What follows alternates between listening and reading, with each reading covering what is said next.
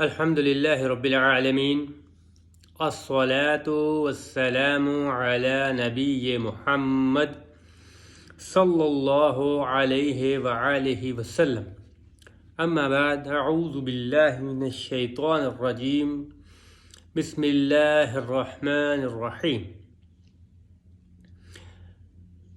آج ایک ایسے موضوع پر گفتگو کرنی ہے جس کے اوپر اکثر اوقات بہت ہی کم گفتگو کی جاتی ہے۔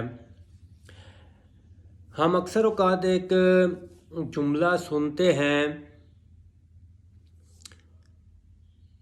دفاع شان صحابہ۔ ایک سوال پیدا ہوتا ہے کہ صحابہ کرام رضوان اللہ اجمعین کی جو شان ہے اس کے دفاع کی آج 1445 سال بعد کیا ضرورت پیش آئی، ایسا کیا واقعہ پیش آیا کہ ہمیں یہ کہنا پڑا کہ جو صحابہ کی شان ہے اس کا دفاع کیا جائے۔ تو اس کی ضرورت اس لیے پیش آئی کہ ہمارے ماحول میں، ہمارے معاشرے میں، ہمارے ارد گرد بہت سے لوگوں کے گروپ ایسے پیدا ہو گئے جنہوں نے صحابہ کرام کے خلاف زبان درازی کی، ان کی شان میں گستاخی کی، لہٰذا ضرورت پیش آئی کہ صحابہ کرام کی جو شان ہے اس کا دفاع کیا جائے۔ ان میں سے صرف 2 گروہوں کی مثال دوں گا بات سمجھانے کے لیے۔ ایک گروہ تو وہ ہے جو پہلے تینوں خلفائے راشدین کی شان میں گستاخی کرتے ہیں، ان کو گالیاں دیتے ہیں اور کہتے کیا ہے کہ یہ تینوں غاصب تھے اور جو خلافت ہے اس کے پہلے حقدار جو ہیں وہ حضرت علی تھے، حالانکہ وہ سراسر گمراہی کا شکار ہیں۔ خلفائے راشدین کی جو ترتیب ہے وہ نہ صرف نبی پاک صلی اللہ علیہ وسلم بلکہ آسمانوں سے اللہ کی طرف سے بھی یہی ترتیب تھی، اور یہ بات بذات خود اس بات کی شاہد ہے کہ یہ ترتیب نبوی ترتیب تھی اور اللہ کی ترتیب تھی کہ جس وقت نبی پاک صلی اللہ علیہ وسلم بیماری کا شکار ہوئے، مرض الموت میں تھے، یعنی وہ مرض جس کے بعد آپ صلی اللہ علیہ وسلم شفا یاب نہ ہوئے، تو آپ نے حضرت عائشہ سے فرمایا کہ آپ حضرت ابوبکر صدیق سے جا کر کہیں کہ وہ مسلمانوں کی نماز کی جماعت کرائیں، میری حالت جو ہے وہ ٹھیک نہیں ہے۔ اور یہ بات صرف اس وقت ایک دفعہ نہیں ہوئی، حضرت عائشہ نے یہ کہنے کی کوشش کی کہ حضرت ابوبکر جو ہیں وہ نرم طبیعت کے ہیں، وہ ایسا نہیں کر پائیں گے، آپ کسی اور کو حکم دے دیں۔ تو نبی پاک صلی اللہ علیہ وسلم نے بزور اس بات کی طرف 3 دفعہ کہا کہ میں تمہیں کہتا ہوں کہ حضرت ابوبکر سے کہو جا کے کہ وہ مسلمانوں کو جماعت کرائیں۔ لہٰذا یہ وہ لوگ سراسر غلطی کا شکار ہیں، گمراہی کا شکار ہیں۔ دوسرا وہ گروہ ہے جو خلفائے راشدین کی تو بہت عزت کرتا ہے، ان سے بہت محبت کا اظہار کرتا ہے، لیکن خلفائے راشدین کے بعد جب بنو امیہ کی باری آتی ہے، خاص طور پہ اگر ہم نام لیں تو حضرت امیر معاویہ کی باری آتی ہے، تو وہ ان کی شان میں گستاخی کرتے ہیں اور دلیل کیا دیتے ہیں کہ یزید جو ہے وہ حضرت امیر معاویہ کا بیٹا تھا، چونکہ باپ کی تربیت کا بیٹے کے اوپر ایک اثر ہوتا ہے، ظاہری سی بات ہے، موجودہ دور میں بھی ہوتا ہے۔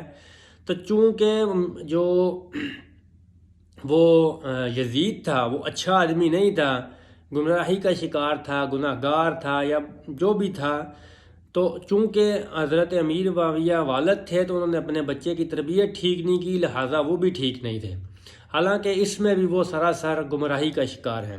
تو یہ 2 گروہوں کی مثال دی۔ اس طرح کے اور بھی کئی لوگ ہیں جو صحابہ کرام کے متعلق زبان درازی کرتے ہیں اور ان کی شان میں گستاخی کرتے ہیں، تو ہم اہل حق، اہل حدیث انشاءاللہ کسی ایسے گروپ کو، کسی ایسے شخص کو، کسی ایک صحابی کی بھی شان میں گستاخی کرنے کی اجازت نہیں دیں گے انشاءاللہ۔ ایک سوال اور پیدا ہوتا ہے کہ صحابہ کرام کی جو شان ہے اس کی حفاظت کی کیوں جائے؟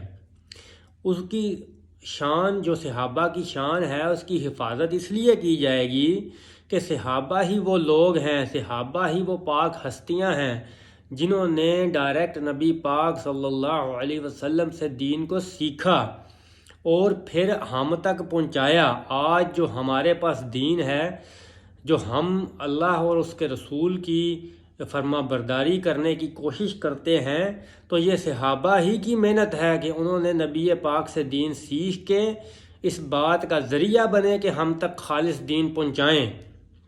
اور آپ غور کر کے دیکھیں تو محدثین جب بھی کوئی حدیث روایت کرتے ہیں تو اس کی سند میں جو راوی ہیں، جو حدیث کو روایت کر رہے ہیں، ان کی اگر صحابہ اکرام سے ملاقات ثابت نہ ہو، یعنی جو تابعی حدیث کو بیان کر رہا ہے اور جس صحابی سے بیان کر رہا ہے، اس تابعی اور اس صحابی کی اگر ملاقات ثابت نہیں تو محدثین اس حدیث کو ہی نہیں لیتے۔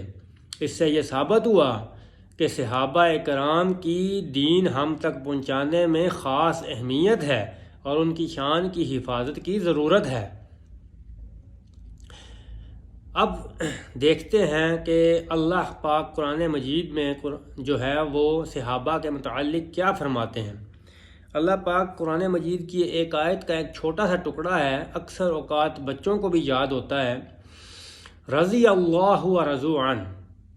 اس آیت میں اللہ پاک جو ہے وہ صحابہ کے متعلق فرما رہے ہیں کہ یہ وہ لوگ ہیں جو اپنے رب سے راضی ہو گئے اور ان کا اللہ ان سے راضی ہو گیا۔ جو دین ہے اس کی ساری محنت، اس کی ساری کوشش ہے کس لیے؟ وہ ہے اسی لیے کہ ہم رب رحمان کی رضا حاصل کریں۔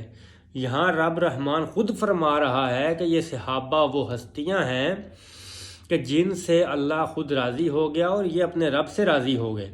اور اسی آیت کے پیش نظر کسی صحابی یا کسی بھی صحابیہ کا جب نام لیا جاتا ہے تو اس کے ساتھ رضی اللہ تعالی عنہا یا رضی اللہ تعالی عنہ لگایا جاتا ہے، وہ اسی آیت کی وجہ سے ہے۔